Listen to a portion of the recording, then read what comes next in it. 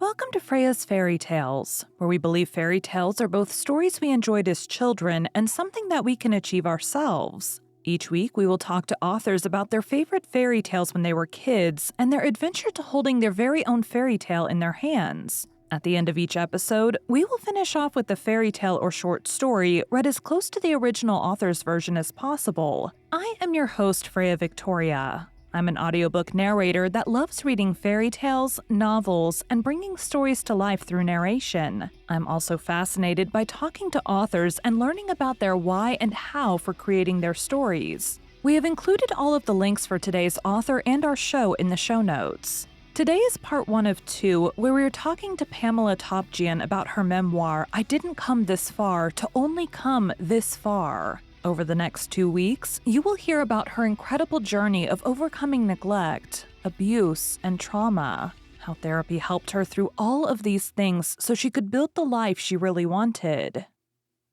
I didn't come this far to only come this far. A true story of my own journey through a life of betrayal, abuse, and neglect, to one of peace, love, and freedom. A true story in her own words, 5 years in the making. Pamela walks down memory lane. An account of her life as a woman born in America in the 60s. Pamela talks openly and candidly about a life full of neglect, betrayal, abuse, grief, and loss. One traumatic event after another. Until a total breakdown after being left unconscious on the floor after an attack by her addict husband is a catalyst to an awakening and finally realizing true love, peace, and freedom in her 50s.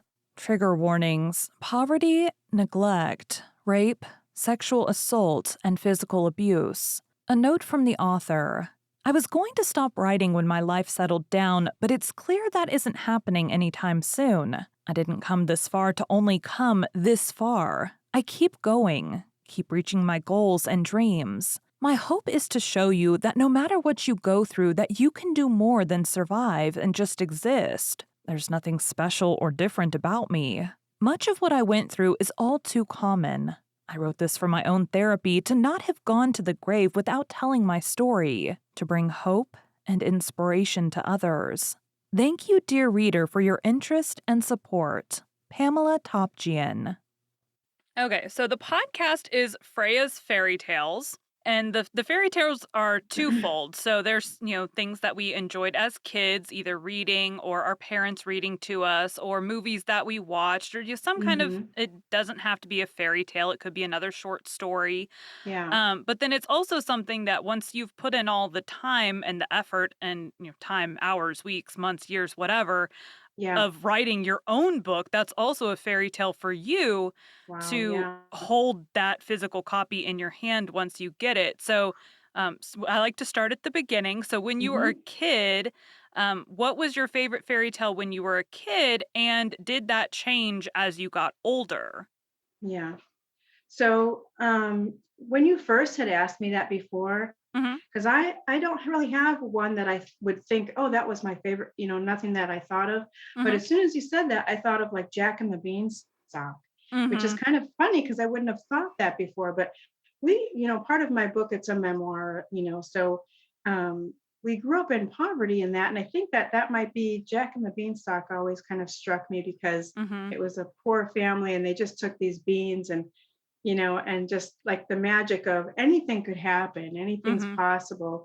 And, that just because he was in this poor situation with his family, there was still, hope, or there was still magic, in the world Hmm. ahead of him. So that kind of intrigues me, Also, I think a lot of women, their favorite sort of, I don't know if it's considered a fairy tale, but The Secret Garden, Hmm. just love that.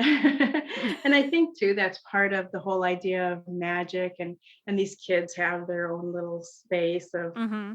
of magic where things grow and there's hope and Hmm. dreams come true, so Right. so even saying that again too. So Wizard of Oz is another one. So I don't know if those are considered like fairy tales, but just love those and always have. Yeah. I haven't And I did look at the definition of fairy tale for the podcast, but it doesn't, like, I don't know if there's some like, oh, it has to be like a short story for it to count as a fairy tale. Yeah. Because like for one of the other authors had said Beauty and the Beast. Well, the original Beauty and the Beast was 200 pages long. So Yeah. I wouldn't consider that a short story. No, no. But then, as they rewrote it and modified it for it to be more kid friendly, it got to where Right, it's a much shorter story. right. But yeah, Jack and the Beanstalk is definitely it probably resonated a little bit with you Yeah. with that background. Yeah, Um, and it's funny because I wouldn't have thought of that, like, if I was to put a lot of thought into but that's, like, the first thing that came to mind, and so I thought, mhm. I should just go with that because it's the first thing that came to mind. Yeah. So, yeah, and it does I make sense. So then growing up, at what age did you think I want to write a book, or did you write a lot in school, or was it kind of after school that started? You know, my parents both read a lot, so I was lucky with that. Um, I wrote little books, like, I would have little, like, 4 pieces of paper, and I would fold them, and I would just write stupid little books, Mhm. like, just like, the kids on the block and my friends or my sisters would be in the little stories about, one I had my sister's favorite animal was an elephant, and so I like had one where she had an elephant, and we wouldn't let her keep it, just and and I was like, probably 7, 8 years old when I wrote Mhm. that. So I did always kind of like the idea of writing a book, but it wasn't really a goal of mine. It wasn't Mhm. something I thought of. I did do it, but it wasn't something I thought of. I only wrote my book because at first I didn't know if I was going to publish or not. It was really as kind of a therapy to Mhm. get my story out of me, to get it down and out of me, down like on paper and out of me. Mhm. Um, because there's so much trauma and tragedy in my story and as I was in therapy, that was also part of my therapy. It wasn't suggested by the therapist, but I felt like that would be helpful. Mhm. And it helped me to remember things that kind of were lost just by writing it all out, going in the timeline of my life. And it wasn't until, it took 5 years to write. And it wasn't until near the end, that I started reading other like autobiographies Mhm. and memoirs and that, and thinking and how inspired I was by Right. theirs. And I thought, I have a real story here, and nothing that is very extreme, on either end. Like it's not like a total rags to riches, story, Right. but a lot of things that a lot of people go through and have been through. Mhm. But a lot of people get stuck in those areas and they never really make it out. Right. And so I felt like my story was something that people could relate to and be inspired by rather than somebody that's gone, off to do amazingly wonderful things, Right. from real horrific things. Mine is somewhere in between there. It's more Mhm. relatable. So yeah, that's when I kind of thought, I have a story here too that, might inspire others from ones that I was reading as well. Mhm. Now, I will tell you on the narration side, those are the only contracts I've had cancel on me so far, is ones Ooh. that it was autobiographies, and, like, the way that they, you do it, so the way that narration works, you audition for it, which is typically, like, Mhm. 2 to 5 minutes of the book, Mhm. and then once you've done that, if they pick you, then you get a contract, Mhm. and then you have to send, like, a 15-minute sample of, more of the book. Right. And so, like, they would approve all of those, but then, like, once they heard, well, one of them didn't approve the first 15, she was, Mhm. a little, I wouldn't say nitpicky is not the right word, she was just very, very, it was her story, and she wanted it Yeah. told a certain way, which Mhm. you're not gonna find another person able to tell your story like you will be able to tell your story. Yeah, and So it's that's the like, thing, like, I would love to do my own mhm. first. Yeah. Right. Right, and so that's, I mean, at the end of that, I mean, it was one of those, like, technically we're not allowed to cancel kind of things, but I was like, Mm, "Listen, if the author wants to, find someone else, I'm totally okay with that." Like, right. she she has a very beautiful story, and, Yeah, I want her to be happy with the end product, and absolutely. I had 2 that it was the same exact kind of situation where it was like, Mhm. clearly I just wasn't I wasn't you. So Yeah, yeah.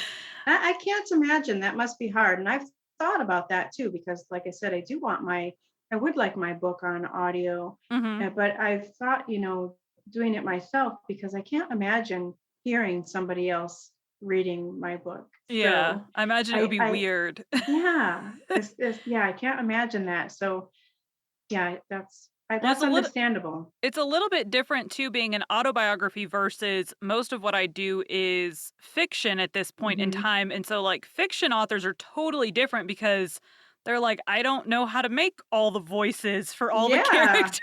And they probably love hearing the story come to Yeah. life. I can just Yeah. imagine because you have a great voice for that, and I've listened to some of yours, and that's awesome. And I'm sure that they just love it. But yeah, it's a totally different thing with an autobiography or a memoir. Totally, yeah. So why don't you're my first nonfiction to interview. Why don't you tell us a little bit about, I guess, your story and then go Okay. into I know you said you used writing the book as therapy, but why Hmm. you ultimately decided to do that leading into well you kind of already covered why you decided to publish it, but Yeah, kind of what, your I guess backstory a little bit into, yeah. eventually writing this book.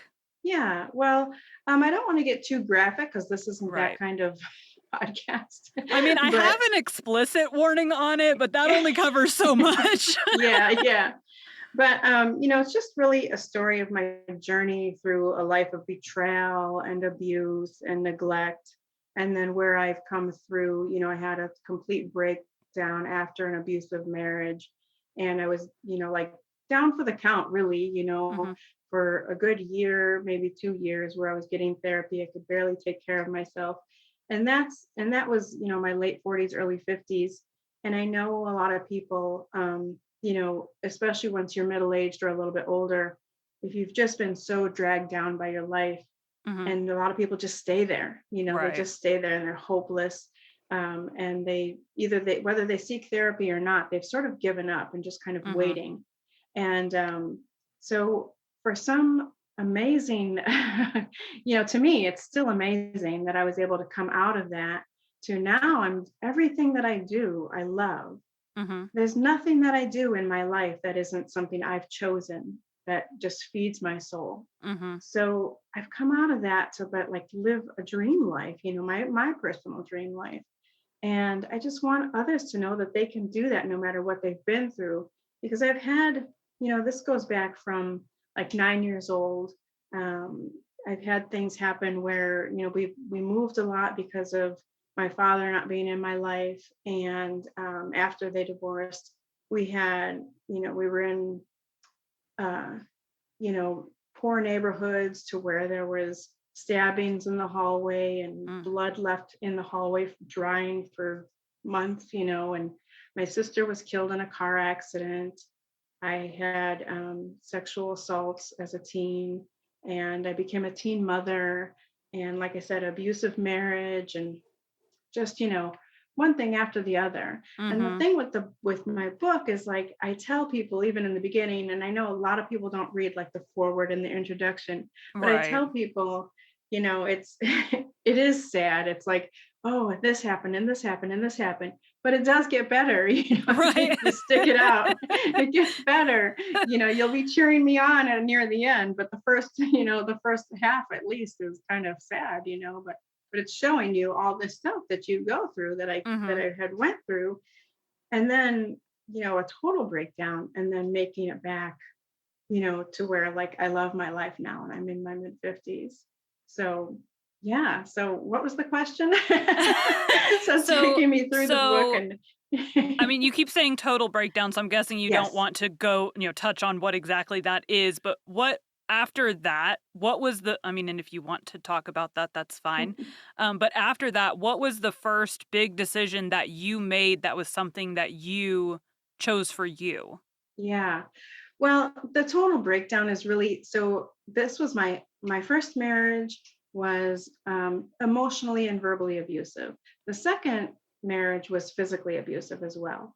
And he was drug addict, alcoholic, and the last thing he had one of the thing that made me walk out was I was beat up and left in the closet unconscious, and I needed the police to get me out safely. Mm-hmm. And that it was after that, then when I got my own place, I thought, yay, I'm free. Everything's gonna be great. Mm-hmm. Like here I am on my own now. Yay, finally. But I just PTSD just set in. It wasn't quite like And those magic beans. right, right. So so I really got to a place of, total depression, suicidal, highly anxious, very fearful, night terrors. So when I say total breakdown, that's what that is. And it Okay. wasn't until therapy that I realized it was PTSD, and not just from that incident in the closet, but Mm-hmm. it was from my whole childhood leading up Right. to that. Things that And just that hadn't was been like, dealt with. right, right.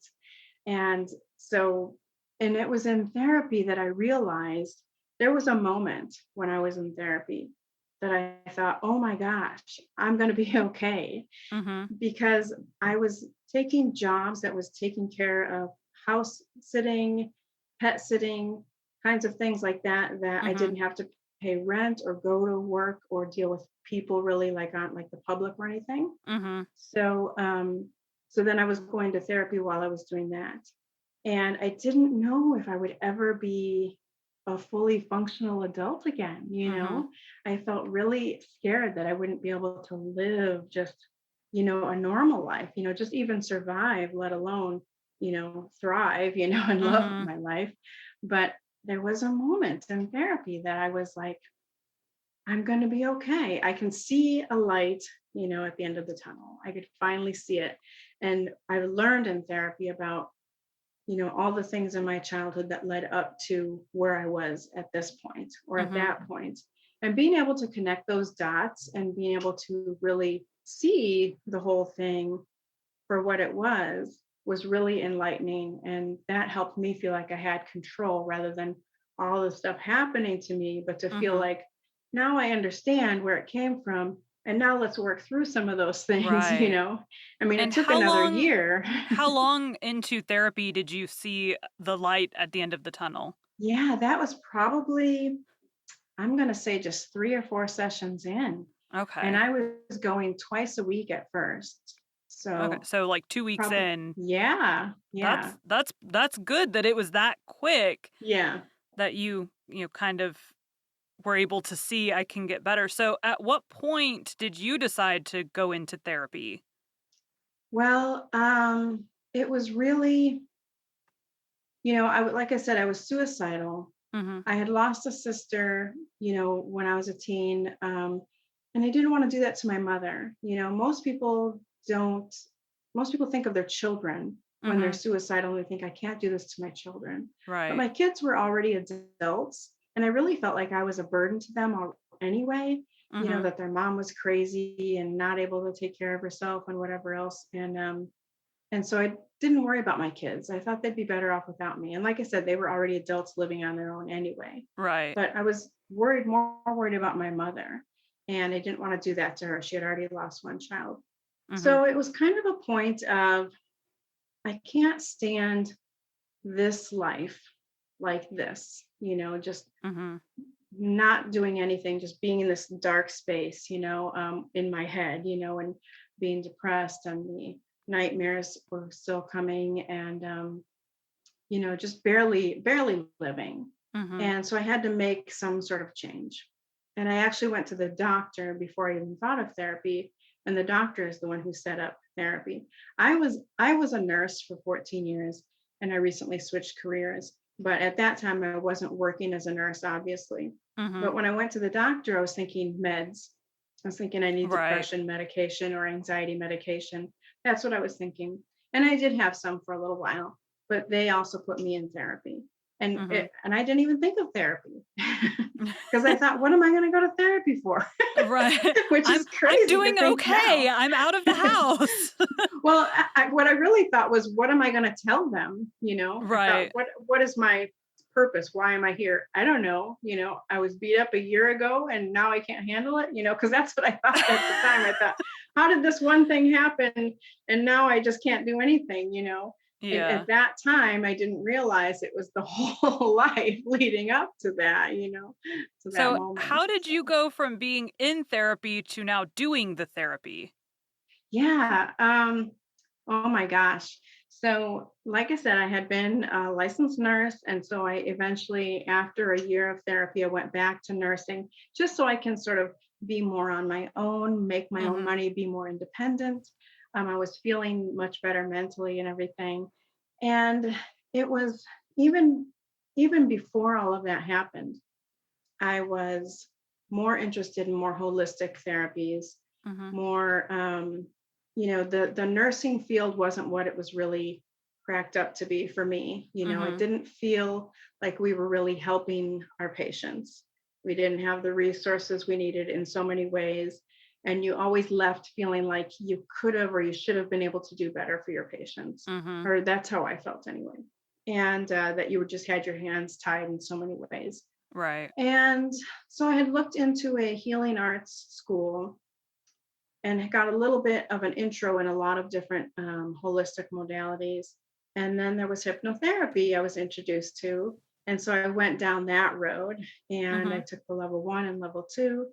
But because of the husband that I had at the time, I had to continue nursing because I had to take care of the bills and everything. I wasn't Mhm. able to make that switch over. And so I was already had this in my mind in the back of my head that I loved hypnotherapy, that it was just a dream of mine. I thought I had lost it. I thought it was gone. Mhm. And I was getting really fed up with nursing. I was doing this again. I was finding myself feeling the same way. And then I saw like on Facebook, like Sacramento hypnotherapy. Mhm. And because I had moved from the Midwest to California Okay. during that time that I was down. And that was like a last ditch effort, like I'm going to move far away and everything will be great, you know. Because I kind of thought my fear was of the ex-husband finding me or something, so I moved across the Yeah. country. I feel like that's probably pretty a popular issue for people though, is thinking that. Yeah, yeah. So you move So across the country. yeah, and I'm fed up with nursing again, or still. Mhm. But I'm doing well, independent, taking care of myself pretty Mhm. much. Um, and so then I see just on Facebook, I had that a year ago, those memories come up that I saw Mhm. Sacramento hypnotherapy. And I said, I wish, I wish, I wish. And I posted their page. And then Mhm. that came up in my memories. And I was like, oh, maybe that's what I should do. Maybe that's, what I should go back to. And Mhm. it just was a whirlwind from there, So then I went back for classes. I got certified and it just took off. And then the pandemic happened. So I was able to do everything by Zoom. Yeah. It was a good thing though. It was a good thing because now I have clients all over the place. I always have to ask, where's like we discussed, I always have to ask, what time zone are you in? Right. If they don't tell me in the initial um, contact. Mhm. So yeah, so now I have clients anywhere and everywhere because of the pandemic. So I didn't have to worry about just sticking to this one little area, Mhm. and I love it. So now you get to work from home Yeah. and you get to, so when you I know we've gotten away from your book, but when you're Yeah. Well, my I life is my book. yeah. So So I assume, you have you helped anyone through the same kind of situation that you had been through? yeah, those are my people. Those are my clients. Those are the ones that I reach out to. People that are kind of middle-aged or even older that feel stuck in life, that they don't know, either they've been through a lot of therapy and just don't find it's helping them, Mhm. or they've just, sort of given up and they're in this stuck space of either feeling that they're in a rut, feeling that they're on the verge of a breakdown. So these are the people that I help mostly. Yeah. So when I have Okay. somebody come to me for something else, it's kind of like I kind of give a second thought to should I refer them out? Because of course I know other Other ones. hypnotherapists, Yeah. but I'll try to, I'll do what I can with them. But that's my main focus is people Okay. that are feeling the way I did, and yeah, just I feel like, you know, they know that I've been through it. because a lot of my marketing is, things that I've been through this, and just sharing my story out there. Mhm. And look, it's possible. You can make it out. Yeah. So have you had someone come to you as a patient because they found your book? I have not, no, but I just published it in January. Okay. So yeah, Time will tell. yeah, time will tell. I've had people that, they're not on social media, and that's pretty much where, I mean, I have a website, but I Mhm. only really, because of the pandemic too, I think it is that I really only advertise on social media for my Mhm. business. But it'll be interesting to see, when somebody comes to me that's not from social media, where did you find me? Oh, I Right. saw your book, because of course I have the information at the end of it. Right, right. In fact, I've narrated a couple of, books that at the end they wanted me to read the "Here's how to, get in contact with us" kind of Yeah, thing, which yeah. isn't I mean, I'll do when I'm narrating a book, I'll do whatever they want me to do, but I've had, Mhm. like, I did a horse book, and she wanted me to read, like, all or actually, she kept telling me, "You can leave all the links at the end off," but I'm like, "You gave all this great information, and the links Mm. are more great information. Why would I leave all that off?" Yeah, So, yeah. Yeah, uh see, I wouldn't know about that, like, if that's kind of a, it would seem like it's just sort of advertising. It's like, do you put the ad, like, in your narration? But if it's part of the person, what the story is about, I guess, mhm. Right, but yeah, right. yeah. Yeah, I mean, there's a wide range of things that people ask you to put Oh in, gosh. so Pamela's favorite fairy tales are ones that include triumph over difficult situations. Jack and the Beanstalk is an English fairy tale. It appeared as The Story of Jack Spriggins and the Enchanted Bean in 1734, and as Benjamin Tabert's moralized The History of Jack and the Beanstalk in 1807. Henry Cole, publishing under the pen name Felix Summerlee, popularized the tale in The Home Treasury 1845, and Joseph Jacobs rewrote it in English Fairy Tales 1890. Jacobs' version is most commonly reprinted today and is believed to be closer to the oral versions than Tabert's because it lacks the moralizing. Jack and the Beanstalk is the best known of the Jack's Tales, a series of stories featuring the archetypal Cornish and English hero and stock character Jack. According to researchers at Durham University and Universidad Nova de Lisboa, the story originated more than 5 millennia ago, based on a widespread archaic story form which is now classified by folklorists as ATU 328, the boy who stole Ogre's treasure. Today we'll be reading Jack and the Beanstalk by Joseph Jacobs. Don't forget, we are also continuing the original story of Beauty and the Beast on our Patreon. Jack and the Beanstalk, an Old English fairy tale. A long, long time ago, when most of the world was young and folk did what they liked because all things were good, there lived a boy called Jack. His father was bedridden, and his mother, a good soul, was busy early morns and late eves planning and placing how to support her sick husband and her young son by selling the milk and butter which Milky White, the beautiful cow, gave them without stint, for it was summertime. But winter came on. The herbs of the fields took refuge from the frosts in the warm earth, and though his mother sent Jack to gather what fodder he could get in the hedgerows, he came back as often as not with a very empty sack. For Jack's eyes were so often full of wonder at all the things he saw that sometimes he forgot to work. So it came to pass that one morning Milk White gave no milk at all, not one drain. Then the good hard-working mother threw her apron over her head and sobbed, "What shall we do? What shall we do?" Now Jack loved his mother. Besides, he felt just a bit sneaky at being such a big boy and doing so little to help.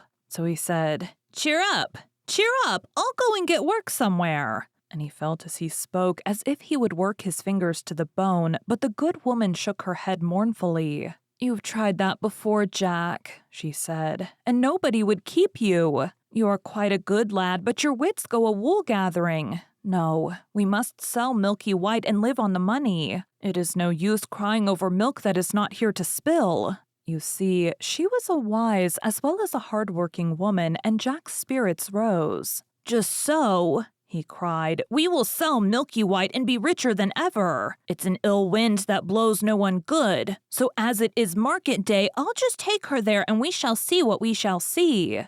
"But," began his mother. "But doesn't butter parsnips," laughed Jack. "Trust me to make a good bargain." So as it was washing day and her sick husband was more ailing than usual, his mother let Jack set off to sell the cow. "Not less than 10 pounds, she bawled after him as he turned the corner. 10 pounds indeed. Jack had made up his mind to 20. 20 solid golden sovereigns. He was just settling what he should buy his mother as a faring out of the money when he saw a queer little old man on the road who called out, "Good morning, Jack." "Good morning," replied Jack with a polite bow, wondering how the queer little old man happened to know his name, though to be sure, Jack's were as plentiful as blackberries. "And where may you be going?" asked the queer little old man. Jack wondered again. He was always wondering, you know, what the queer little old man had to do with it. But being always polite, he replied, "I am going to market to sell Milky White, and I mean to make a good bargain." "So you will. So you will," chuckled the queer little old man. "You look the sort of chap for it. I bet you know how many beans make 5. 2 in each hand and 1 in my mouth," answered Jack readily. He really was as sharp as a needle. Just so, chuckled the queer little old man, and as he spoke, he drew out of his pocket 5 beans. "Well, here they are, so give us Milky White." Jack was so flabbergasted that he stood with his mouth open as if he expected the 5th bean to fly into it. "What?" he said at last. "My Milky White for 5 common beans? Not if I know it." "But they aren't common beans," put in the queer little old man, and there was a queer little smile on his queer little face. "If you plant these beans overnight, by morning they will have grown up right into the very sky." Jack was too flabbergasted this time even to open his mouth. His eyes opened instead. "Did you say right into the very sky?" he asked at last, for, see you, Jack had wondered more about the sky than about anything else. "Right up into the very sky," repeated the queer old man, with a nod between each word. "It's a good bargain, Jack, and as fair play's a jewel if they don't. Why, meet me here tomorrow morning and you shall have Milky White back again. Will that please you?" "Right as a trivet," cried Jack without stopping to think, and the next moment he found himself standing on an empty road. 2 in each hand and 1 in my mouth," repeated Jack. "That is what I said and what I'll do. Everything in order, and if what the queer little old man said isn't true, I shall get Milky White back tomorrow morning." So whistling and munching the bean, he trudged home cheerfully, wondering what the sky would be like if he ever got there. "What a long time you've been!" exclaimed his mother, who was watching anxiously for him at the gate. "It is past sunsetting, but I see you have sold Milky White. Tell me quick how much you got for her." "You'll never guess," began Jack. "Laws a mercy, you don't say so," interrupted the good woman, "and I worriting all day lest they should take you in. What was it? 10 pounds? 15? Sure it can't be 20. Jack held out the beans triumphantly. "There," he said. "That's what I got for her, and a jolly good bargain, too." It was his mother's turn to be flabbergasted, but all she said was, "What? Them beans?" "Yes," replied Jack, beginning to doubt his own wisdom. "But they're magic beans. If you plant them overnight, by morning they grow right up into the sky." "Oh, please don't hit so hard." For Jack's mother for once had lost her temper and was belaboring the boy for all she was worth. And when she had finished scolding and beating, she flung the miserable beans out of the window and sent him supperless to bed. If this was the magical effect of the beans, thought Jack ruefully, he didn't want any more magic, if you please. However, being healthy and, as a rule, happy, he soon fell asleep and slept like a top. When he woke, he thought at first it was moonlight, for everything in the room showed greenish. Then he stared at the little window. It was covered as if with a curtain by leaves. He was out of bed in a trice, and the next moment, without waiting to dress, was climbing up the biggest beanstalk you ever saw. For what the queer little old man had said was true. One of the beans which his mother had chucked into the garden had found soil, taken root, and grown into the night. Where? Up to the very sky? Jack meant to see at any rate. So he climbed, and he climbed, and he climbed. It was easy work, for the big beanstalk with the leaves growing out of each side was like a ladder. For all that, he was soon out of breath.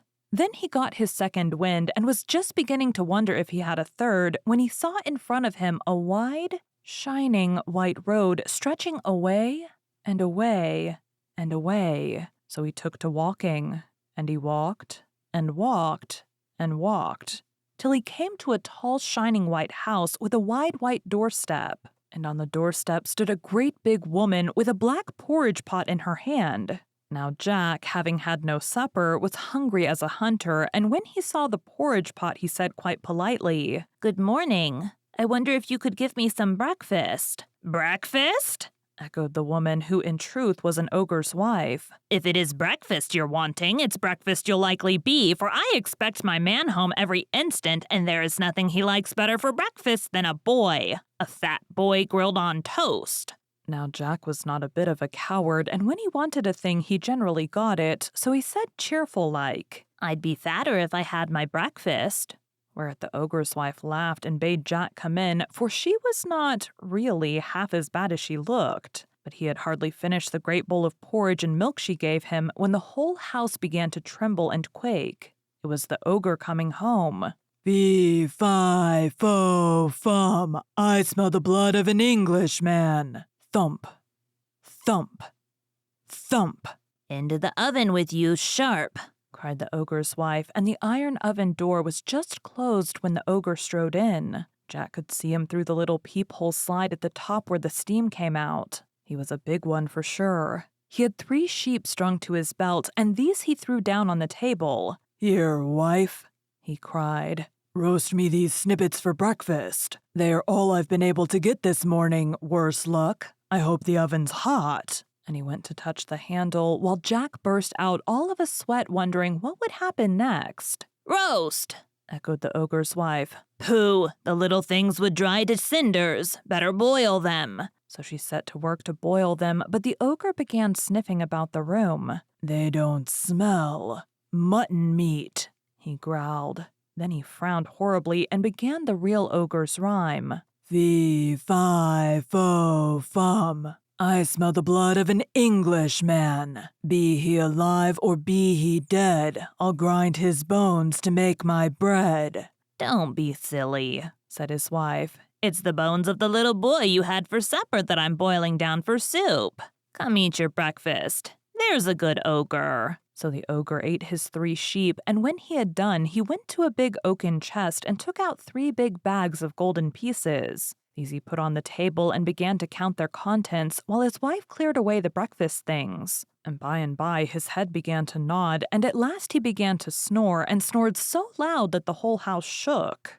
Then Jack nipped out of the oven and, seizing one of the bags of gold, crept away and ran along the straight, wide, shining white road as fast as his legs would carry him till he came to the beanstalk. He couldn't climb down it with the bag of gold, it was so heavy, so he just flung his burden down first and helter-skelter climbed after it. And when he came to the bottom, there was his mother picking up gold pieces out of the garden as fast as she could. For of course, the bag had burst. "Laws a mercy," she says. "Wherever have you been? See, it's been raining gold." "No, it hasn't," began Jack. "I climbed up." Then he turned to look for the beanstalk, but lo and behold, it wasn't there at all. So he knew, then, it was all real magic. After that, they lived happily on the gold pieces for a long time, and the bedridden father got all sorts of nice things to eat. But at last, a day came when Jack's mother showed a doleful face as she put a big yellow sovereign into Jack's hand and bade him be careful marketing, because there was not one more in the coffer. After that, they must starve. That night Jack went supperless to bed of his own accord. If he couldn't make money, he thought, at any rate, he could eat less money. It was a shame for a big boy to stuff himself and bring no grist to the mill. He slept like a top, as boys do when they don't overeat themselves, and when he woke, hey, presto, the whole room showed greenish and there was a curtain of leaves over the window. Another bean had grown in the night, and Jack was up it like a lamplighter before you could say knife. This time he didn't take nearly so long climbing until he reached the straight, wide, white road, and in a trice he found himself before the tall, white house, where on the wide, white steps the ogre's wife was standing with the black porridge pot in her hand. And this time Jack was as bold as brass. "Good morning," he said. "I've come to ask you for breakfast, for I had no supper and I'm as hungry as a hunter." "Go away, bad boy," replied the ogre's wife. "Last time I gave a boy breakfast, my man missed a whole bag of gold. I believe you are the same boy." "Maybe I am, maybe I'm not," said Jack with a laugh. "I'll tell you true when I've had my breakfast, but not till then." So the ogre's wife, who was dreadfully curious, gave him a big bowl full of porridge. But before he had half finished it, he heard the ogre coming. Thump! Thump! Thump! "In with you to the oven," shrieked the ogre's wife. "You shall tell me when he has gone to sleep." This time Jack saw through the steam peephole that the ogre had 3 fat calves strung to his belt. "Better luck today, wife," he cried, and his voice shook the house. "Quick, roast these trifles for my breakfast. I hope the oven's hot." And he went to feel the handle of the door, but his wife cried out sharply, "Roast? Why, you'd have to wait hours before they were done. I'll broil them. See how bright the fire is." "Ugh," growled the ogre, and then he began sniffing and calling out, "Fee, fi, fo, fum. I smell the blood of an Englishman. Be he alive or be he dead, I'll grind his bones to make my bread." "Twaddle," said the ogre's wife. "It's only the bones of the boy you had last week that I've put into the pig bucket." "Ugh," said the ogre harshly, but he ate the broiled calves, and then he said to his wife, "Bring me my hen that lays the magic eggs. I want to see gold." So the ogre's wife brought him a great big black hen with a shiny red comb. She plumped it down on the table and took away the breakfast things. Then the ogre said to the hen,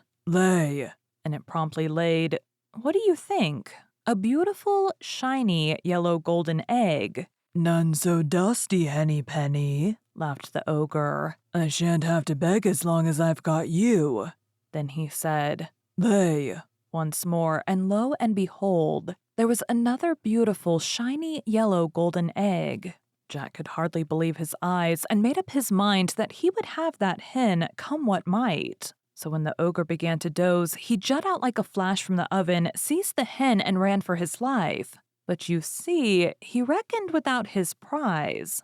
For hens, you know, always cackle when they leave their nests after laying an egg, and this one set up such a scrawling that it woke the ogre. "Where's my hen?" he shouted, and his wife came rushing in, and they both rushed to the door. But Jack had got the better of them by a good start, and all they could see was a little figure right away down the wide white road, holding a big, scrawling, cackling, fluttering black hen by the legs. How Jack got down the beanstalk he never knew. It was all wings and leaves and feathers and cacklings, but get down he did, and there was his mother, wondering if the sky was going to fall. But the very moment Jack touched ground, he called out, "Lay!" And the black hen ceased cackling and laid a great, big, shiny, yellow golden egg. So everyone was satisfied. And from that moment, everybody had everything that money could buy. For whenever they wanted anything, they just said, "Lay," and the black hen provided them with gold. But Jack began to wonder if he couldn't find something else besides money in the sky. So one fine, moonlight midsummer night, he refused his supper and before he went to bed, stole out to the garden with a big watering can and watered the ground under his window. For, thought he, there must be 2 more beans somewhere, and perhaps it is too dry for them to grow. Then he slept like a top. And lo and behold, when he woke, there was the green light shimmering through his room, and there he was in an instant on the beanstalk, climbing for all he was worth. But this time he knew better than to ask for his breakfast, for the ogre's wife would be sure to recognize him. So he just hid in some bushes beside the great white house till he saw her in the scullery, and then he slipped out and hid himself in the copper, for he knew she would be sure to look in the oven first thing. And by he heard thump, thump, thump.